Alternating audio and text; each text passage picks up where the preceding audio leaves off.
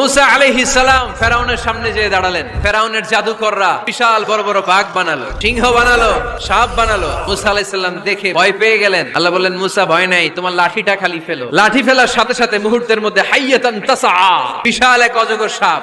ফেরাউনের জাদুকরদের বানানো সব ভাগ, ভাল্লুক, সিংহ আর সাপগুলো রেখে বিশাল ফানা ধরে আছে। আর সাপ বলতে শুরু করেছে, আর কে আছে নিয়ে আয়।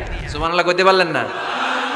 এই দৃশ্য দেখার সাথে সাথে ফেরাউনের রাজপ্রাসাদের সামনে যতগুলো জাদুকর ছিল, কোরআন বলে ফাউলকিয়াস সাহারাতু সাজিদিন। এই দৃশ্য দেখা মাত্রই ফেরাউনের নিয়ে আসা বড় বড় জাদুকরগুলো মুসা আলাইহিস সালামের সামনে দাঁড়িয়ে আল্লাহর জন্য সেজদায় লুটিয়ে পড়েছে।